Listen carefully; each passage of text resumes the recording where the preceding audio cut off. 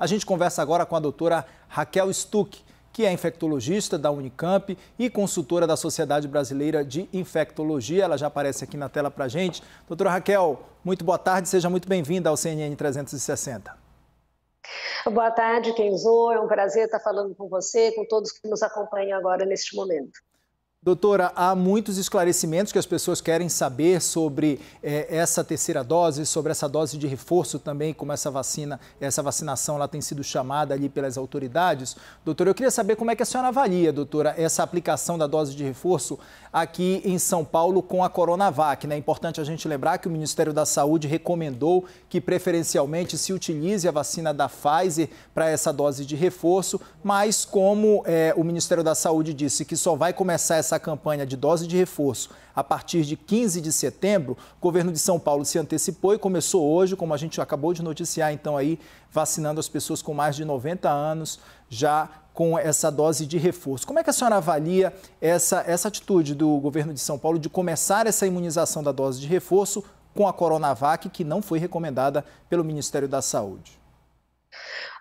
Kenzo, na verdade, a Coronavac não foi recomendada pelo Ministério da Saúde e por nenhuma, né, das autoridades, né, ou dos grandes estudiosos em vacinação do país e fora do país. Então, o Estado de São Paulo, vamos dizer assim, neste momento, ele não escuta, não ouve e não aceita as orientações que já existem publicadas, né, cientificamente em relação a essa dose de reforço.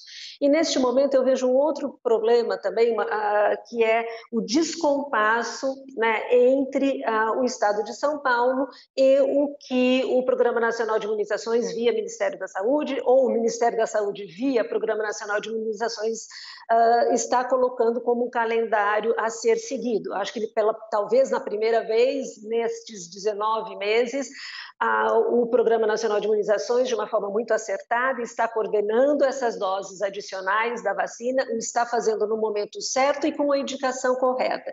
E São Paulo, acho que numa decisão muito mais de um caráter político, resolve fazer diferente do que o Ministério da Saúde diz, e que eu não sei se não terá prejuízos, inclusive, ao receber as doses adicionais, uma vez que não está seguindo o calendário proposto pelo Ministério da Saúde. Então, a Coronavac, neste momento, com as informações que nós temos já publicadas, né, nós não temos nenhuma, nós temos opções muito melhores que a Coronavac para fazer nos nossos idosos que estão novamente como um grupo de grande risco de adoecimento.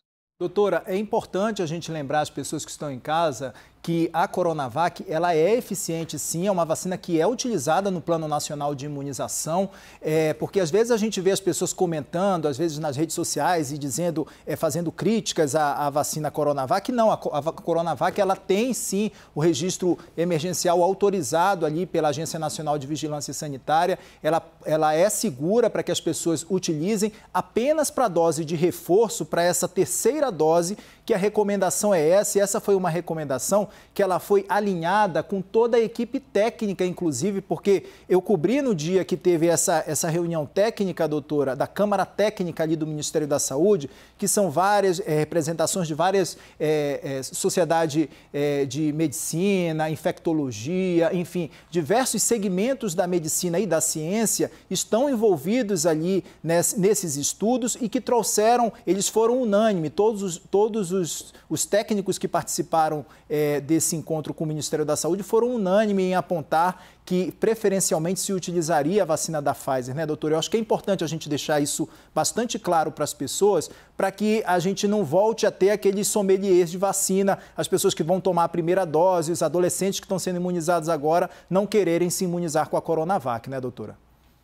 Esse esclarecimento é muito importante, Kenzo. Na verdade, assim, a Coronavac ela foi muito importante para controlar a pandemia no nosso país nos primeiros 6 meses, né, da doença, e fez isso, né, de uma forma fantástica. Se nós olharmos os dados, né, das pessoas que foram internadas e das pessoas que morreram depois que nós iniciamos a vacinação dos idosos com a Coronavac, nós temos os números que nos mostram, e não dá para a gente, né, contra fatos não argumentos, que sim, a Coronavac foi capaz, né, de reduzir de uma maneira muito importante o adoecimento, então impedir que os idosos fossem para o hospital, ela foi capaz de diminuir muito a mortalidade, sem dúvida nenhuma salvou a vida de milhares de idosos desde que ela começou a ser aplicada.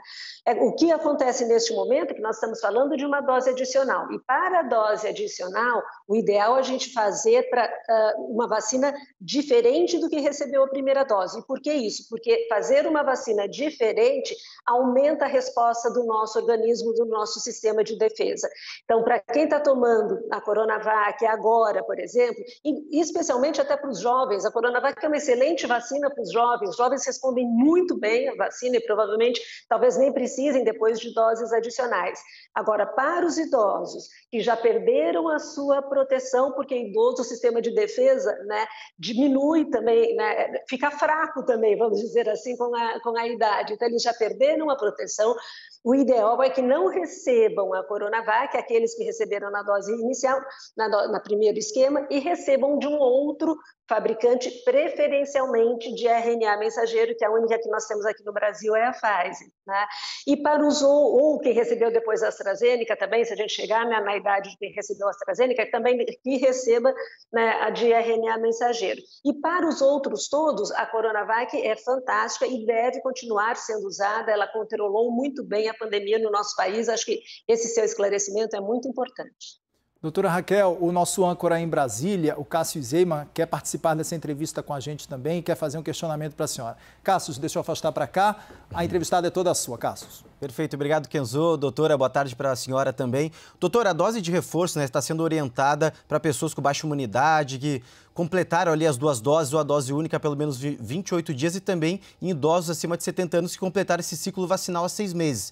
Gostaria de saber o que a senhora sabe já sobre essa questão de dose de reforço. Vai ser necessário fazer a cada 6 meses, a cada ano, como é feito com a vacina da gripe, para até o pessoal de casa entender como é que vai funcionar já para o ano de 2022 ou 2023? Bom, nós temos, Cássio, duas situações diferentes, tá? No paciente imunossuprimido, nós sabemos que as 2 doses, como esquema básico de vacinação, vamos dizer assim, ela não dá uma resposta boa. Então, os imunossuprimidos precisam de uma 3ª dose como esquema básico de vacinação e, por isso, até o intervalo entre a 2ª e a 3ª dose, agora proposta, é menor, é de 28 dias. Claro que o imunossuprimido que já tomou há 3 meses, ele vai também receber a sua dose adicional, mas aqueles que receberam há 28 dias já vão receber também a dose adicional. E depois, nesses imunossuprimidos, se precisaremos fazer doses de reforço, né, como agora com os idosos, possivelmente sim. Em relação à revacinação periódica, ou a cada ano ou a cada 6 meses, nós ainda não temos dados suficientes para isso, mas possivelmente sim, teremos doses adicionais ou doses de reforço, como a vacina da gripe, né, ela é feita, e para determinados grupos populacionais. Talvez não sejam para todos, talvez para os grupos mais jovens, talvez a gente precise de uma dose anual. Para os idosos, talvez a gente precise de uma dose semestral. E por que semestral diferente da vacina da gripe? Porque na vacina da gripe nós vamos combater um vírus que circula mais no outono e inverno, então por isso que a gente só faz nessa época do ano. Já em relação à Covid, o coronavírus ele circula durante o ano todo, ele gosta de frio, de calor, clima quente, úmido ou seco. Então talvez para um segmento da população que seria imunossuprimido e idosos, nós precisaremos, né, de até doses semestrais da vacina para garantir a proteção. Mas esses dados nós teremos ainda no decorrer deste semestre. Obrigado, doutora. Cássius, quem também quer participar dessa entrevista com a gente, doutora, é a Raquel Amorim, lá do Rio de Janeiro. Raquel, a entrevistada é toda sua. Doutora Raquel, minha xará, boa tarde, obrigada por nos atender. Doutora, minha dúvida é em relação ainda ao público que vai precisar tomar a dose de reforço, né? Em relação aos idosos. O Ministério da Saúde recomenda que idosos a partir de 70 anos tomem a dose de reforço. Aqui no Rio de Janeiro, mais especificamente na capital, na cidade do Rio, a Prefeitura recomenda que idosos a partir de 60 anos devam tomar a dose de reforço. Tem essa necessidade, doutora, a partir dessa idade? E por que essa diferença? A diferença, né, está relacionada até à expectativa de disponibilidade, né, de doses suficientes de vacina. Então, quanto mais idade tem, né, a pessoa, mais ela já perdeu a proteção e vai precisar ser vacinada. Então, possivelmente, o Ministério da Saúde fez, né, uma contabilidade, as contas neste momento, e viu que teria um quantitativo de vacina da Pfizer para vacinar a população acima de 70 anos. Mas nós sabemos, né, que acima de 60 anos, a resposta já vai diminuindo com o tempo. Então, quem tem 80, 90, a resposta já caiu mais do que quem tem 70. Né? E quem tem 60 ainda se mantém um pouco melhor. Mas se eu comparar 60 anos com até, por exemplo, 50, 40, de 60 também começa a ter uma queda. Então, por isso, esta diferença. Com o tempo, possivelmente, né, todos no Brasil como um todo, o Ministério deve readequar isso, assim que também tiver a garantia de ter doses suficientes para vacinar toda a população acima de 60 anos.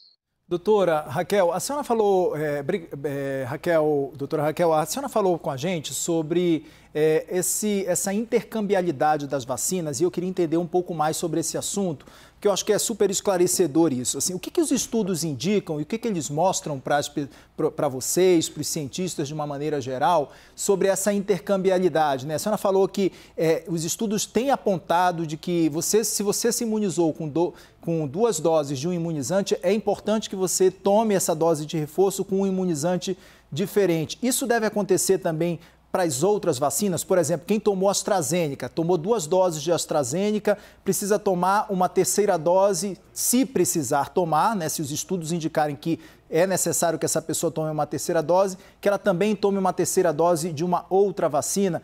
Os estudos apontam algo nesse caminho, doutora? Sim, e aí é importante que a gente avisar a todos que nos acompanham que nós mudamos até a nossa opinião e a nossa orientação em relação a fazer vacinas de fabricantes diferentes.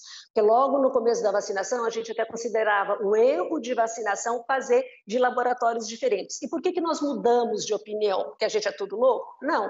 Porque nós temos hoje dados suficientes que antes nós não tínhamos, que comprovam que fazer vacinas de fabricantes diferentes, primeiro, é absolutamente seguro e, em segundo lugar, faz com que o nosso sistema de defesa tenha uma resposta melhor. Seria como cada laboratório tem uma receita, Kenzo, ela vai fazer com que o sistema de defesa ela pegue estradas diferentes, vamos dizer assim, para produzir mais anticorpos. É como se eu tivesse uma estrada única que vão 100 carros para aquele lugar. Se eu tiver 2 estradas, eu posso 100 carros de cada uma, 200 carros chegarão. Se os carros forem os anticorpos, eu terei mais anticorpo. Então, isso seria mais ou menos a explicação que hoje nós sabemos que isso acontece. O que nós já temos dados, né, em relação à AstraZeneca, esquema completo de AstraZeneca, esquema completo não, primeira dose de AstraZeneca e depois Pfizer, as vacinas de vírus inativado, então Coronavac, que é a que a gente tem aqui no Brasil, e depois Pfizer.